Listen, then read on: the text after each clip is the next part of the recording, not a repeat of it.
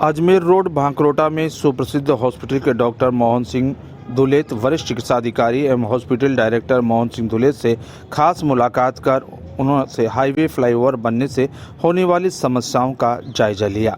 हमारे संवाददाता ने उनसे बातचीत की और जाना कि मेडिकल के क्षेत्र पर क्या असर पड़ रहा है, किस तरह से चिकित्सा को लेकर लोगों को असुविधा हो रही है। विस्तार से ली जानकारी सुनिए आप। हाईवे कोई जो कटबंध हुआ है उसके बारे में आप क्या कहना चाहेंगे, किस तरह से? सर, ये जो कट जो बंद किया हाईवे वालों ने, ये व्यवस्थित ढंग से बंद नहीं किया, ये अव्यवस्थित ढंग से बंद कर दिया। जैसे अभी ये बात करें किसी के आने जाने की, तो दोनों कट इन्होंने बंद कर दिया। तो अपन को जयपुर जाना, तो अपन कैसे जाएंगे बताओ? भांकरोटा पुराने वाले रास्ते से जाएंगे। वो रास्ता इतना संकरा है कि उसमें दो गाड़ियां जाना बड़ा मुश्किल है। तो ये तो व्यवस्थित ढंग से नहीं किया सर, अव्यवस्थित ढंग से इन्होंने बंद कर दिया।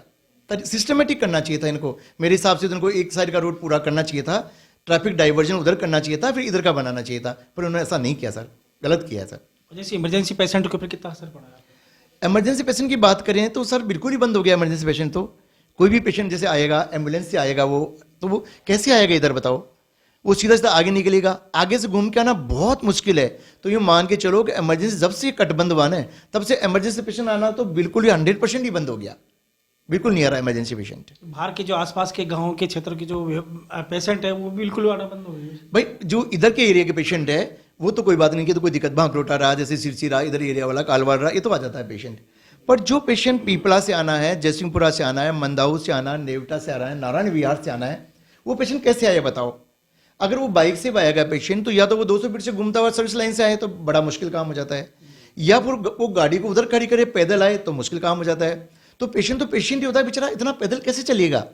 तो उनका तो क्या, उन्होंने तो रास्ता ही चेंज कर लिया, उन्होंने मतलब इधर आना ही बंद कर दिया। वो तो मेडिकल पे क्या असर हुआ आपके? ये तो मैं तो मेरी बात करूं, जैसे मेरी ओपीडी की बात करूं, तो मेरे 20% ओपीडी कम होगी इसके बंद होने से। बहुत फर्क पड़ गया सर। और जो एक्सीडेंट केस होते बाहर से आने वाले पेशेंट को कितनी तकलीफ होती है? उनको बहुत तकलीफ होती है सर। मैं कह रहा हूं आपको, जब से दोनों कट बंद हुआ है तब से तो इमरजेंसी एक्सीडेंट पेशेंट जीरो हो गया, कोई भी पेशेंट आता ही नहीं है यहाँ, बिल्कुल शांति होगी मान के चलो। तो प्रशासन को किस तरह से आप कहना चाहेंगे? क्या मैं प्रशासन को ये कहना चाहूंगा कि आप कोई नहीं ये रास्ते बंद करो, काम तो करना है, डेवलपमेंट काम तो सारा ही होना है, पर व्यवस्थित तो करो, कम से कम ट्रैफिक का डाइवर्जन तो बराबर करो, जिसको जिधर जाना जो आराम से जाए।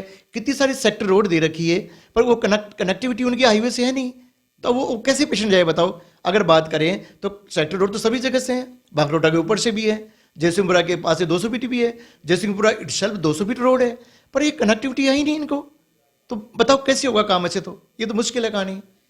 एक अंतिम सवाल आपसे पूछता हूँ कि जो आज की जो बीमारी चल रही है, ये बुखार वगैरह, खांसी जुकाम, क्या वायरल है? ये सर वायरल इन्फेक्शन है, इन्फ्लुएंजा वायरस इन्फेक्शन है, तो सेम कोविड की तरह ही होता है ये, पर क्रिटिकली ज़्यादा है नहीं। इसमें बीच में तो कोविड के पेशेंट भी मिक्सअप थे, तो उनके सिम्टम सेम दोनों सबके एक जैसे होते हैं, पर वैक्सीनेशन से सीरियस कोई पेशेंट नहीं हुआ। बाकी ये फैला बहुत ज़्यादा है, ये घर में एक की हुआ तो सबके हो जाता है, सेम कोविड की तरह होता है, क्योंकि ना तो